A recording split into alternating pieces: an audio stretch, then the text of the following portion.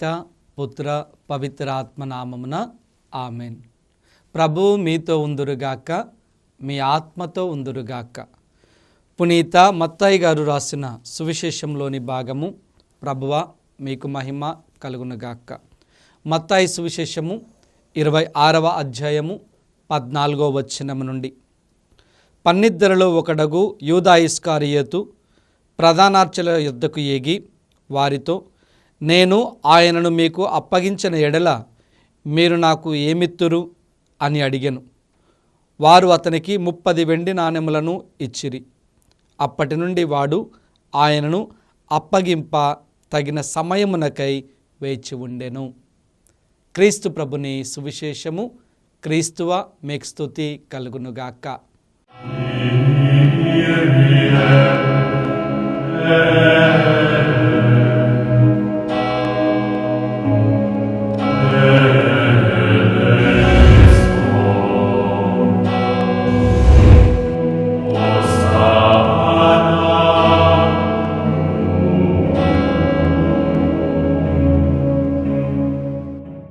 Praise the Lord, praise the Lord, praise the Lord. దేవుని ప్రియ సహోదరి సహోదరులారా, దివ్యవాణి వీక్షిస్తున్నటువంటి విశ్వాసులారా, అందరూ బాగున్నారా? బాగున్న వారమందరము కూడా చెయ్యి పైకి లేపి దేవునికి స్తోత్రం తెలియచేద్దామా? Hallelujah. Praise the Lord, praise the Lord, praise the Lord. ప్రియ స్నేహితులారా, ఈరోజున విన్నటువంటి వాక్కు మనలందరినీ కూడా లోతుగా ఆలోచించమని ప్రేరణ చేస్తూ ఉంది. ఏంటి ఈ లోతైనటువంటి ఆలోచన అంటే, యేసునా స్వామిని అప్పగించటానికి యూదా ఇస్కరియోతు లంచము తీసుకుంటూ ఉన్నాడు. ఎప్పుడు కూడా ఈ డబ్బు తీసుకొని ఆయనను అప్పగించాడు, మోసం చేశాడు అని మనం మాట్లాడుతూ ఉంటాం. ఈరోజున దేవుడు ఇంకొక మాటతో యూదా ఇస్కరియోతును జ్ఞాపకం చేస్తున్నాడు. యూదా ఇస్కరియోతు యేసు ప్రభువుని అప్పగించటానికి లంచము తీసుకుంటున్నాడు. ఎంత లంచం తీసుకుంటున్నాడంట? 30 వెండి నాణెములు అని వాక్కు మనకు నేర్పిస్తుంది. ప్రియ స్నేహితులారా, ఈ లోకములో, ఈ ప్రపంచములో సర్వసాధారణంగా మనకు కావలసిన వాటి అన్నిటినీ మనము దక్కించుకోవాలి అంటే కొన్ని సందర్భాలలో మనం డబ్బు తీసుకుంటూ ఉంటాం, డబ్బు ఇస్తూ ఉంటాం. అంటే లంచం ఇస్తూ ఉంటాం, లంచం తీసుకుంటూ ఉంటాం. ఈ లంచం అనే మాటను నిర్మూలించటానికి అనేక ప్రయత్నాలు ఈ యొక్క సొసైటీలో జరుగుతూ ఉంటాయి. ఉదాహరణకు, ఈ లంచాన్ని నిర్మూలించటానికి కొంతమంది సినీ డైరెక్టర్లు అనేకమైనటువంటి సినిమా కథలను మనకు చూపించారు. ఈ సినిమా కథలు లంచాన్ని నిర్మూలించటానికి చూపించినప్పటికీ అవి 2-2.5 గంటలు మనందరికీ ఆనందాన్ని అందిస్తున్నాయే కానీ, ఈ విధముగా లంచము, దోపిడీలు, అన్యాయాలు జరుగుతున్నాయని తెలుస్తున్నాయే కానీ ఎవరు కూడా నిర్మూలించటానికి పెద్దగా ప్రయత్నము చేయటం లేదు. దేవుని ప్రియ బిడ్డలారా, ఈ యొక్క సొసైటీలో అనేకమైనటువంటి సంస్థలు ఉన్నప్పటికీ, ఈ లంచ వ్యతిరేకత మీద సంస్థ ఉన్నప్పటికీ కూడా సమూలముగా నిర్మూలించటానికి ఎక్కడా కూడా సాధ్యం కావటం లేదు. దేవుని ప్రియ బిడ్డలారా, ఒక ఆత్మ పరిశీలన తప్ప. ఎప్పుడైతే నీకు నాకు ఈ ఆత్మ పరిశీలన అనేది వస్తూ ఉందో, ఇది చేయటము తప్పు అని ఎప్పుడైతే గ్రహిస్తూ ఉంటామో అప్పుడే మనము దేవునికి ఇష్టమైనటువంటి బిడ్డలుగా ఉంటూ ఉంటాం. సమాజంలోనే ఇంత లంచగొండితనం ఉంటూ ఉన్నప్పుడు బైబిల్ గ్రంథంలో కూడా ఆనాటి కాలంలో దేవునికి దగ్గరగా జీవించినటువంటి వారు, దేవుని యొక్క వాక్కును ఆలకిస్తున్నటువంటి వారు కూడా దేవునికి వ్యతిరేకముగా డబ్బు తీసుకొని, లంచము తీసుకొని, వాక్కు చాలా క్లుప్తముగా లంచము అనే మాట బైబిల్ గ్రంథము నేర్పిస్తూ ఉంది. అలాంటి వారిని ఈరోజున మనమందరము ఈ తపస్సు కాలంలో ధ్యానం చేద్దాం. అలాంటి వారిగా మనం ఉండటానికి ప్రయత్నం చేద్దాం. ఈ తపస్సు కాలంలో దేవాతి దేవుడు మనలందరినీ కూడా డబ్బు మీద ఆశను ఎక్కువగా ఉంచుకొనకుండా, ఎంతవరకు మనకు ఆ డబ్బు, ఆ సొమ్ము, ఆ యొక్క ఆలోచన అవసరమో అక్కడి వరకే, అందుకే పరలోక ప్రార్థనలో నానాటికి కావలసిన అనే మాట ఆయన మనకు నేర్పించి ఉన్నాడు. వాక్కును మనము ధ్యానిద్దాం. నిర్గమకాండము 23వ అధ్యాయము 8వ వచనాన్ని కనుక మనం చూసినట్లయితే లంచము తీసుకొనుట నేరము అనే మాట మనం చూస్తున్నాం. ఈ లంచము తీసుకోవటం అనేది నిద్ర పట్టదంట. నిద్ర పట్టదు అంటే ఎందుకు? ఆ లంచం తీసుకుంటే ఎక్కువగా తొందరగా ఎలాంటి కష్టం లేకుండా ఎదుగుతాం కదా.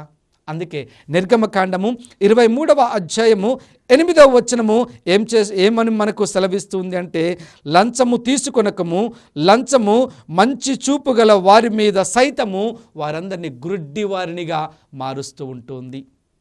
ఈ డబ్బు అనేది, ఈ లంచము అనేది మంచి వారిని కూడా గ్రుడ్డి వారిగా మారుస్తూ ఉంటుంది. అందుకే దాని జోలిపోకుము అని నిర్గమకాండంలో వాక్యము మనకు నేర్పిస్తుంది. న్యాయబద్ధమైనటువంటి జీవితాన్ని జీవించాలి. ఈ న్యాయాన్ని కూడా అన్యాయముగా మార్చేది లంచము లేదా డబ్బు అని వాక్కు మనకు నేర్పిస్తుంది. దేవుని ప్రియ బిడ్డలారా, అందుకే ద్వితీయోపదేశకాండము 10వ అధ్యాయము 17వ వచనంలో కూడా ఆ యొక్క లంచము జోలిపోకుము, ఎందుకంటే దేవుడు లంచము పుచ్చుకొనడు అనే వాక్కు మనము ద్వితీయోపదేశకాండం 10వ అధ్యాయంలో చూస్తూ ఉన్నాం. దేవుడు ఎప్పుడు కూడా న్యాయాన్ని మాత్రమే చూస్తాడు. న్యాయశీలంగా ఉన్నప్పుడు మాత్రమే ఆశీర్వాదాన్ని ఇస్తాడు. ఎందుకంటే ఆయన లంచము పుచ్చుకోకుండా తీర్పు ఇచ్చే దేవుడు ఒకే ఒక్క దేవుడు. ప్రియ సహోదరి సహోదరులారా, మరి ఈ రోజున నీవు నేను ఒక క్రైస్తవుడిగా, క్రైస్తవురాలిగా ఈ తపస్సు కాలంలో మనం ఉంటూ ఉన్నప్పుడు ఎలాంటి జీవితాన్ని జీవిస్తూ ఉన్నాం? మనకు కావలసిన దానిని డబ్బు ఎక్కువగా ఇచ్చి దాన్ని తీసుకుని ఆనందిస్తూ ఉన్నామా? లేదా మనకు అవసరమైన దాన్ని డబ్బులు ఇచ్చి కొనుక్కుంటున్నామా? లేదా లంచము తీసుకుంటూ, లంచము ఇస్తూ మనము బ్రతుకుతున్నట్లయితే ఆ బ్రతుకుకు అర్థం పరమార్థం లేదు అని ఈనాటి వాక్కు మనకు నేర్పిస్తూ ఉంది. కాబట్టి ఈ రోజున నీవు నేను ఆత్మ పరిశీలన చేద్దాం. ద్వితీయోపదేశకాండము 27వ అధ్యాయము 25వ వచనాన్ని కనుక మనం చూసినట్లయితే, లంచము తీసుకొని నిరపరాధులుగా వారందరినీ కూడా ఏం చేస్తుంది? శిక్షకు గురి చేస్తుంది. నిరపరాధులను ఏం చేస్తుందంట? శిక్షకు గురి చేస్తుంది. అలాంటి శిక్షను పొందినటువంటి వారు కొంతమంది బైబిల్ గ్రంథంలో ఉన్నారు. వారిని ఈరోజున మనం చూద్దాం. మొదటి సామువేలు గ్రంథము 8వ అధ్యాయము 3-4 వచనాలు కనుక మనం చూసినట్లయితే, సమూవేలు యొక్క కుమారులు. సమూవేలు ఒక గొప్ప ప్రవక్త. ఆయన కుమారులు దేవుని ప్రియ బిడ్డలారా యోవేలు, అబీమా. వీరిరువురు సమూవేలు యొక్క గుణాన్ని పొందుకోలేదు. డబ్బు మీద పైచాచికముతో అన్యాయపు తీర్పులను ఇస్తూ ఉన్నారు. అన్యాయంగా లంచము తీసుకొని, డబ్బులు తీసుకొని వారి ఇష్టానుసారంగా జీవిస్తూ ఉన్నారు. వాక్కు సెలవిస్తుంది, సమూవేలు యొక్క గుణములు తన యొక్క కుమారులకు అబ్బలేదు అని వాక్కు మనకు సెలవిస్తుంది. ఇష్టానుసారముగా డబ్బులను ఎక్కడ పడితే అక్కడ ఇష్టానుసారంగా తీసుకుంటూ ప్రజలను అన్యాయపు పాలు చేస్తూ ఉన్నారు అని వాక్కు నేర్పిస్తూ ఉంది. దేవుని ప్రియ బిడ్డలారా, తండ్రి యొక్క గుణము తప్పకుండా బిడ్డలకు వస్తూ ఉంది అనే మాటలు మనం వింటూ ఉంటాం. ఈ రోజున సమూవేలు యొక్క గుణాలు పిల్లలకు రాలేదు. అందుకే సమూవేలు ముసలి ప్రాయంలో బాధపడుతున్నాడు అని వాక్యము మనకు నేర్పిస్తూ ఉంది. కాబట్టి ఈ రోజున ఎలాంటి గుణముతో నువ్వు జీవిస్తూ ఆ గుణాలను, ఆ మంచి లక్షణాలను పిల్లలకు నేర్పిస్తూ ఉన్నామా? పిల్లలకు అందిస్తూ ఉన్నామా? ఈ రోజున నీవు ఏ బాటలో ప్రయాణం అవుతున్నావో అదే బాటలో పిల్లలు కూడా ప్రయాణం అవుతూ ఉన్నారు. దేవుని ప్రియ బిడ్డలారా, నీకంటే ఎక్కువగా పిల్లలు ఇంకా చెడును నేర్చుకోగలుగుతారు. ఎందుకంటే మా తల్లిదండ్రులే అలా ఉన్నారు, మేముంటే తప్పేంటి అనే మాటలు కూడా మాట్లాడేటువంటి రోజులు వస్తూ ఉన్నాయి. ఆలోచన చేయాలి. మంచి గుణాలను, మంచి లక్షణాలను, ప్రేమను మనం ఎప్పుడైతే అలవరుస్తూ బిడ్డలను సరిచేస్తూ ముందుకు నడుస్తూ ఉంటామో అప్పుడు ఆశీర్వదింపబడుతూ ఉంటాం.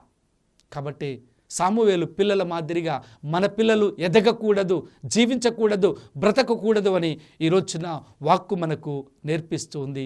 ప్రియ నేస్తమ, 2వ రాజుల దినచర్యలు 28వ అధ్యాయము 20-21 వచనాలు కనుక మనం చూసినట్లయితే, ఆమోసు దేవాలయము నుండి, ప్రజల నుండి, న్యాయాధిపతుల నుండి, అందరి దగ్గర నుంచి బంగారాన్ని కలెక్ట్ చేస్తున్నాడు, సేకరిస్తూ ఉన్నాడు. సేకరించి ఆయన ఎవరికి ఈ యొక్క బంగారాన్ని అందిస్తున్నాడు అని వాక్కు మనకు నేర్పిస్తుందంటే అస్సిరియా రాజుకు ఈ యొక్క బంగారాన్ని అందిస్తున్నాడు. తన ప్రాణములను ఆహాజు మహారాజు తన ప్రాణములను రక్షించుకోవటానికి అస్సిరియా రాజుకు ఈయన ఆహాసు సొమ్ము ఇచ్చి ప్రాణాన్ని కాపాడుకోవాలనుకుంటున్నాడు. అయినా కానీ ఆహాజు మహారాజు అస్సిరియా రాజు యొక్క చేతిలో చచ్చిపోతున్నాడు. డబ్బు తీసుకొని, బంగారము తీసుకొని మోసము చేసి ఆహాజును చంపిస్తూ ఉన్నాడు. నీ ప్రాణాన్ని దక్కించుకోవటానికి నీవు దేవాలయము నుంచి, ప్రజల దగ్గర నుంచి, న్యాయాధిపతుల దగ్గర నుంచి నీవు సొమ్మును సేకరించి అస్సిరియా రాజుకు నీవు ఇచ్చినప్పుడు ఆయన దానిని ఆనందంగా స్వీకరించి నిన్ను మోసము చేసి ఏం చేస్తున్నాడు? నీ ప్రాణాన్ని తీసివేస్తున్నాడు. ఈ రోజుల్లో మనము కూడా ఇలాంటి పరిస్థితులను ఎదుర్కొంటూ ఉంటాం. దేవుని ప్రియ బిడ్డలారా, అనేకమైనటువంటి సమస్యలతో కొన్ని డబ్బులు ఇచ్చి వదిలించుకోవాలని చూస్తూ ఉంటాం, కానీ అదే మన యొక్క మెడకు తగులుకుంటూ ఉంటుంది. ఇవన్నీ నాకు వద్దు అని ఆలోచనలు చేస్తూ ఉంటాం, కానీ అవే మనల్ని పీడిస్తూ ఉంటాయి, ఏడిపిస్తూ ఉంటాయి, చీకటిలోనికి నెట్టేస్తూ ఉంటాయి. ఎందుకంటే ఎప్పుడో ఎక్కడో ఏదో ఒక పొరపాటు నువ్వు చేసి ఉండవచ్చు. ఆ ఎప్పుడో ఆ పొరపాటు ఈ రోజున నీ బిడ్డలకు చుట్టుకుంటూ ఉండవచ్చు. ఈ తపస్సు కాలంలో ఒక మంచి లక్షణాన్ని నేర్చుకుందాం. ఈ డబ్బును ఈ లంచముగా ఇవ్వకుండా ఉండటానికి ప్రయత్నం చేద్దాం. ఒక కథోలికుడిగా, ఒక కథోలికరాలిగా నేను ఒక గొప్ప జీవితాన్ని జీవించటానికి ప్రయత్నం చేద్దాం. దేవుని ప్రియ సహోదరి సహోదరా, ఎందుకంటే దేవుని వాక్కు చాలా స్పష్టం. ప్రభువుకు లంచము నచ్చదు, చెడు నచ్చదు. ఆయన చీకటిని ద్వేషిస్తూ ఉంటాడు. త్వరగా ఎదగడం అంటే త్వరగా వినాశనం కావడమే. కష్టపడి జీవించినప్పుడు దేవుడు మనల్ని అంచెలంచెలుగా ఆశీర్వదిస్తూ ఉంటాడు.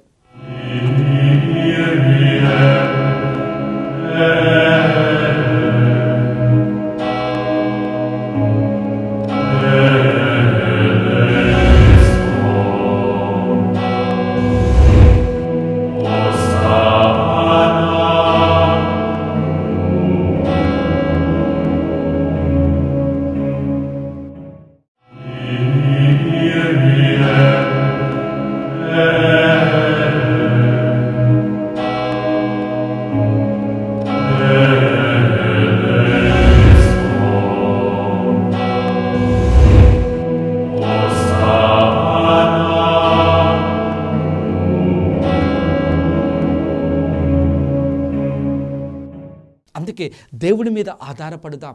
దేవుడు చెప్పినట్లుగా మనం కష్టపడదాం, శ్రమిద్దాం, చెమటోర్దాం, రక్తం చిందిద్దాం. దేవుని యందు మనం ఎదుగుదాం.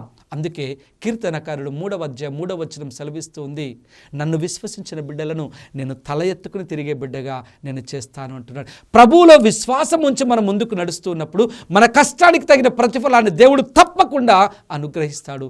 ప్రియ నేస్తమా, ఆలోచన చేద్దామా ఎలాంటి జీవితాన్ని జీవిస్తున్నాము అని. ఎందుకంటే ఈ రోజులలో మనమందరం త్వరగా ఎదగాలని ప్రయత్నం చేస్తున్నాం, త్వరగా ధనవంతులం కావాలని చూస్తూ ఉన్నాం, త్వరగా ఆస్తిపాస్తులతో పేరు ప్రతిష్టలతో విర్రవీగాలని చూస్తూ ఉన్నాం. ఎంత త్వరగా ఎదుగుతూ ఉంటామో అంత త్వరగా పడిపోతూ ఉంటాం ప్రియ స్నేహితులారా.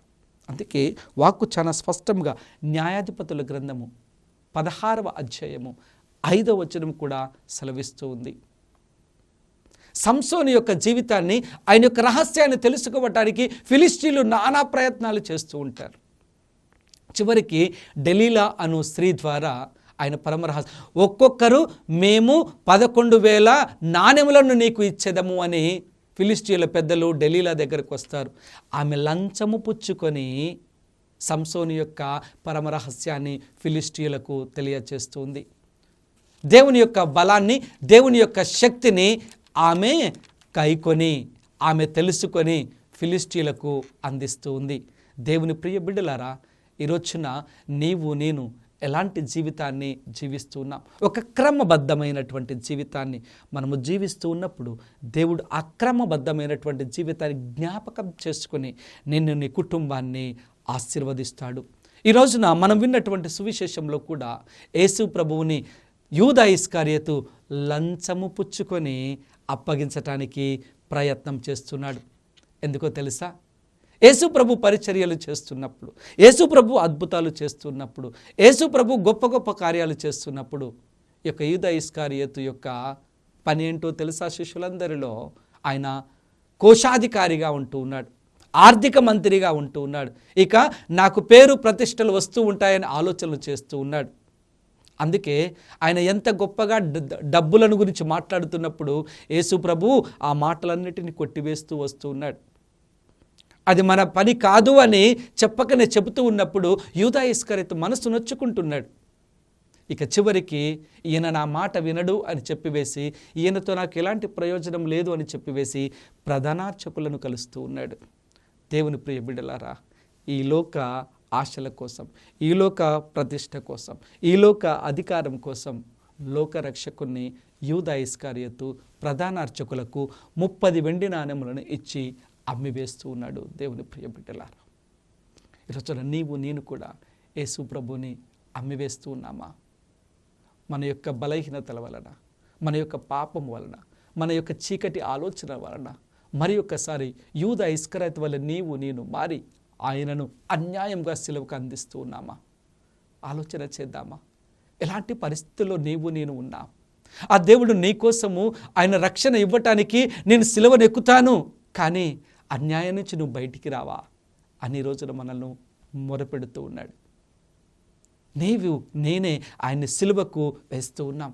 మన మాటల వలన, మన చేతల వలన, మన క్రియల వలన, మనకు అన్యాయపు చూపు వలన, అన్యాయపు నడక వలన మనం ఆయన్ని అప్పగిచ్చేస్తూ ఉన్నాం.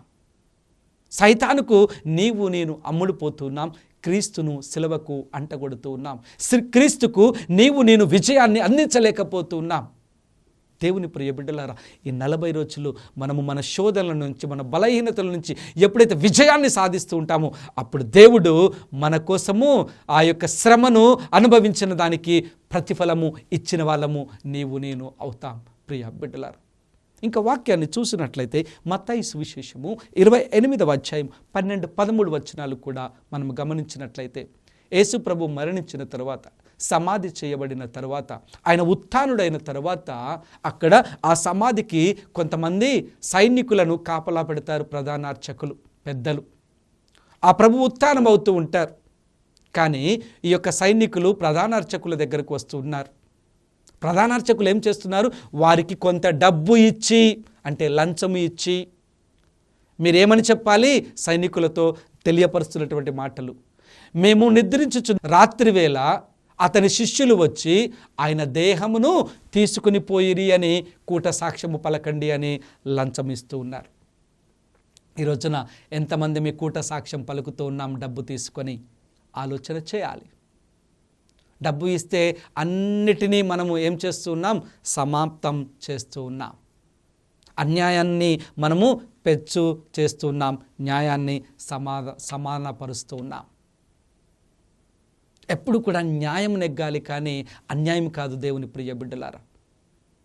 కానీ ఇక్కడ సైనికులు డబ్బు తీసుకొని శిష్యులు రాత్రివేళ వచ్చి ఆయన యొక్క శరీరమును తీసుకొని పోయారు, మేము గాఢ నిద్రలో ఉన్నప్పుడు అని ప్రధాన అర్చకులు చెప్పమన్నట్టుగా వారికి డబ్బు ఇచ్చి చెప్పిస్తూ ఉన్నారు. ఆలోచన చేద్దాం, మనం ఎలాంటి జీవితం, ఎలాంటి పరిస్థితి, ఎలాంటి ప్రపంచంలో ఉంటూ ఉన్నాం.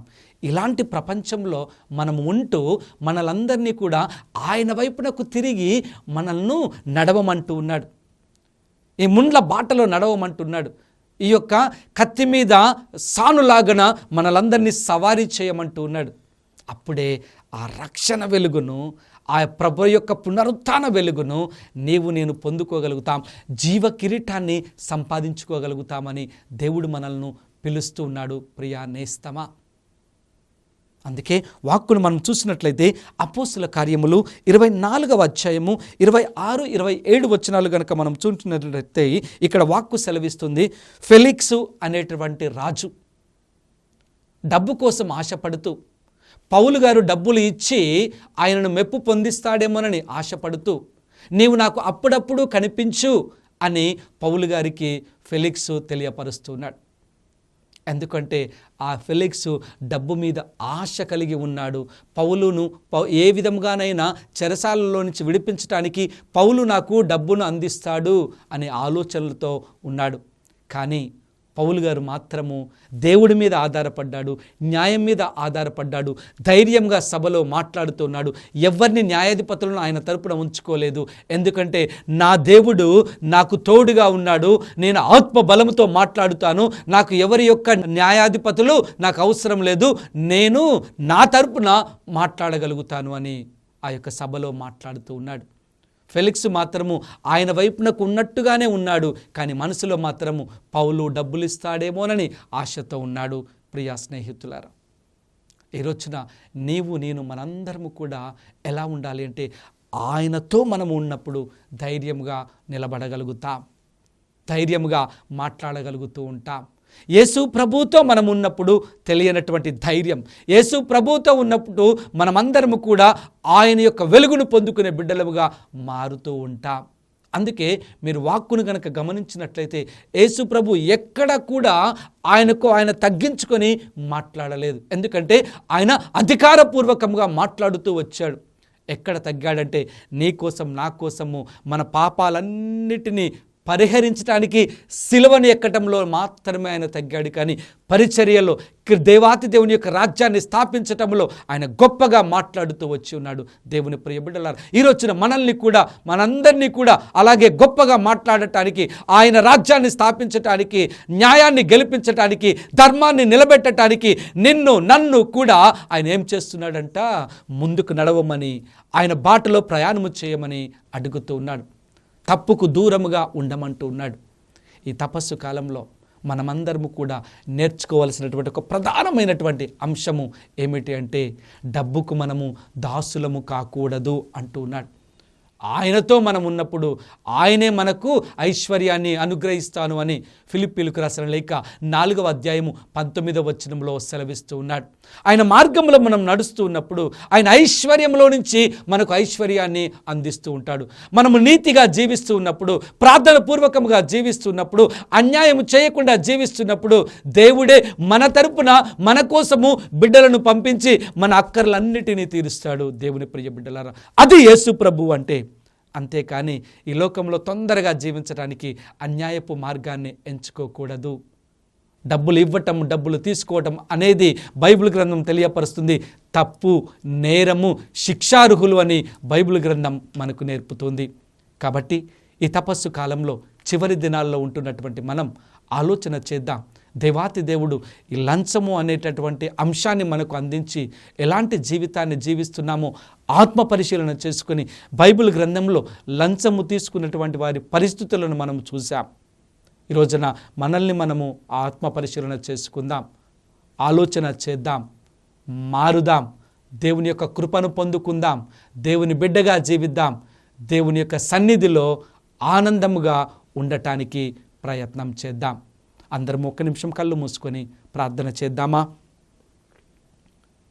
మహాపరిశుద్ధుడైన దేవా, ఈ తపస్సు కాల చివరి దినాల్లో మేముంటూ ఉండగా ఈ రోజున మాకు గొప్ప వాక్కును అందించావు ప్రభా. మేమందరం కూడా బలహీనులం ప్రభా. మా యొక్క అవసరాలు తీర్చుకోవటానికి, మేము ఆనందంగా ఉండటానికి ప్రభా, ఎక్కడెక్కడో కావలసిన దగ్గర, మాకు కావలసిన దగ్గర మేము లంచం ఇచ్చి తీసుకుంటూ ఉన్నాం, కొనుక్కుంటూ ఉన్నాం, సంతోషాన్ని అనుభవిస్తూ ఉన్నాం ప్రభా.